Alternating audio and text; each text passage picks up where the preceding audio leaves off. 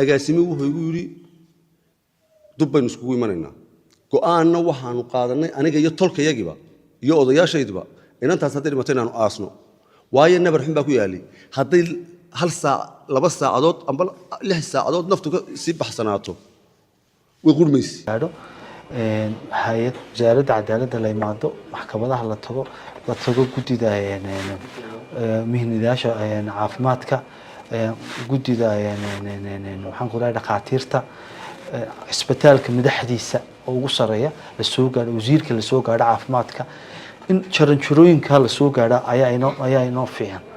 Assalaamu alaykum wa rahmatullahi wa barakatuh. Meeksoo adduunka joogtaan dhamaan waxa ku salaamatay salaanta islaamka.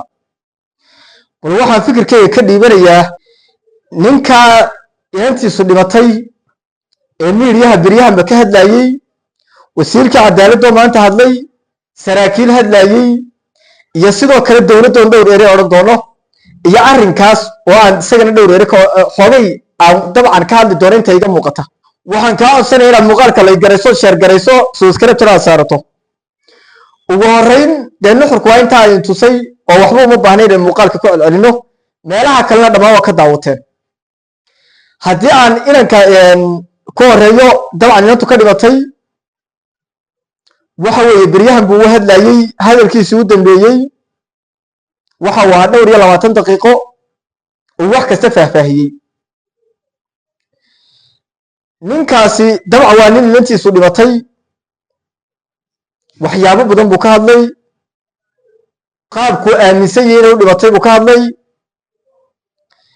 waxa uu aaminsan yahay meesha uu aaminsan yahay laga raacay buu ka hadlay nabarka ay u dhimatay ka aaminsan inuu ka soo gaaray buu ka hadlay waraaqo uu sheegay inuu dhaqaatiir kale ula tagay iyo intuu dhakhtar kale mariyay ayuu isagana sheegay. ninkaas waa garnaqsaday haddaba ninka hadalkiisu waxa uu ahaa nin dhibanaa oo inantiisi dhimatay oo cadaalad u raadinaya intaasuu nuxurkiisu ahaa. waxa haddaba wanaagsan inuu ninkaasi maxkamada tago oo uu isteejyada kala hooseeya ee cadaaladda uu maro sida oo kale uu gaxaysto familkiisa wixii dabcan uu aqoon ku tuhmayo garasho ku tuhmayo hiil ku tuhmayo xoog ku tuhmayo haddii uu gardaran yahay na inay qabtaan ku tuhmayo haddii uu isagu gardaran yahayna inay qabtaan uu ku tuhmayo. markaa nuxurka hadalkaygu waxa weeye inuu ninkaasi maxkamadaha tago oo uu inantiisii meel kaga soo warramo. ninkan laba waajib baa saaran. waajibka koowaad ee saaran waxa weeye waajibkii inantii uu dhalay oo dee wuxuu adduunka u keenayay inantiisa in haddii laga gardarayeyna uu hiiliyo hadday gardarantayna oo dabcan u hiiliyo. maantana way dhimatay waa ku waajib dhiiggii inantiisa inuu dabagalo haddii uu maadaama uu tuhunsan yahay inay gacan ku in dabcan gacan binaadan ay ku baxday haba ahaata dhakhtar uu dawo ahaan loogu keenee oo dabcan way iska dhacdaa waxyaabaha noocaas oo waxyaabo dhacee ilaahay baan dabcan qoraalka ilaahay cidnama baajin kartee. mid waa waajibka oo inuu inantiisa uu aaminsan yahay in dabcan gacan binaadan ku baxday inuu dhiiggeeda meel kaga soo warramo oo waajibka dabcan saaran uu iska rogo. mid kalena waa saaran tahay haddii uu dabcan hubo in inantiisaas ay halkaa ku dhimatay waxa waajib iyana ah inaanay haddii inantiisii uu waayey inaanay hablo kale oo la mid ah iyo dad kale oo la mid ah inaanay waddadaa ku dhiman oo uu ka qabto oo uu yidhaa war inantaydiiba ku haayey ka jooga oo uu dadka indhaa u furaa waajib ku ah. laakiin halkee waxaasoo dhan ku caddaan karaan waxay ku caddaan karaan maxkamadda jamhuuriyadda somalilan ee kala duwan. marka waa in halkaa iyo maxkamadda la isla tagaa. wasiirka cadaaladdu hadlayay, wasiirka cadaaladdu si wanaagsan buu hadlay, waxa uu ka hadlay in boroseeska la maro. hadalkiisa wax yar deelqaafa iga soo baxay. waa inta uu odhanayo haddii dhakhaatiirteenna 90% ay wanaagsantahay, inta yar ku xun, inta yar xun ay ku jirta yaani kuwa kale laga galaafan.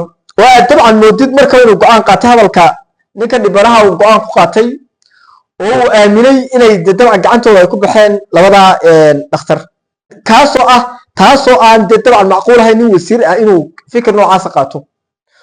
oo ninka wasiirka waa inuu garsoorka dabcan iyo cadaaladii halkaa la maraa weeye, oo wax la taaban karo dabcan la sheegaa.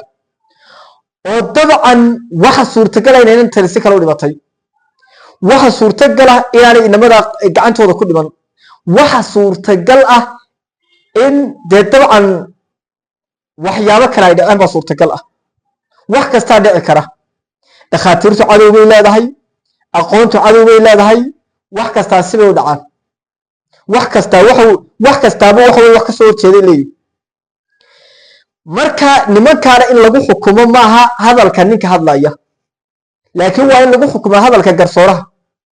maaha ninka hadlayo ee dabcan dhibanaha idantiisii waayey maaha in lagu hadlo, maaha in lagu xukumo. waa in wadada sharciga ee saxda la maraa.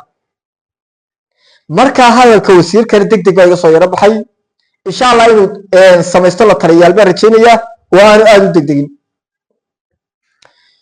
qodobka u dambeeya, nimanka lagu haysto dhimashada inay inantaa dileen, waxaan leeyahay waxa weeye arrinkaa inaad meel ku tiirsaan baa loo baahan yahay.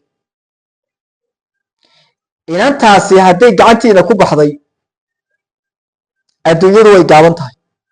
hadday xataa tegaysaa haddii in laydin toogto, waxaa loo baahan yahay inaad yeeshaan, waayo adduunyadu way gaaban tahay. hadday xabsi dheer tahay, hadday mag tahay, waxaa loo baahan yahay inaad u diyaargarowdaan. sida oo kale waxaa loo baahan yahay haddii aanay inantaasi gacantiina ku bixin inay iyadana ka dababaxdaan oo aad doonataan familkiina wixii caadi ah. macnaha familkiina wixii caadiya markaan leeyahay waxa weeye wixii aad aqoon ku tuhumaysaan, hiil wixii aad ku tuhumaysaan, awood dowladeed waxaad ku tuhumaysaan. haddii laydin dulmiyo, dad idin hiilin kara wixii aad ku tuhumaysaan, haddii aad idinku dulmi geysataan oo laydinku caddeeyana, wax idin qaban kara, dad idin qaban kara dad aad ku tuhumaysaan. haddaa gardarantiina dad idin hiilin kara oo odhan kara waariyaa waddadaa mara, haddii laydinka gardarayna dad idin hiilin kara. waa inaad u diyaargarowdaan inaa dabcan awoodadeeda martaan. sharcigaasi wuxuu idin siiyo inaad wax weye ku qanacdaan. oo haddaydan waxba geysan oo laydin dulmayana dee madaxa laydin salaaxo. haddii aad dhiig islaam gasheen oo ayna taayar gacantiina waxa weye ay ku baxdayna dee inaad awoodadeeda martaan, ama mag ha haato, ama xabsi dheer ha haato, ama dilba ha haatee. insha allah arrinkaa intaasaan ka odhanayaa. madaxweynaha jamhuuriyadda somalilandna waxaan leeyahay arrinkaa isha ku hayaba dalka ka taliye.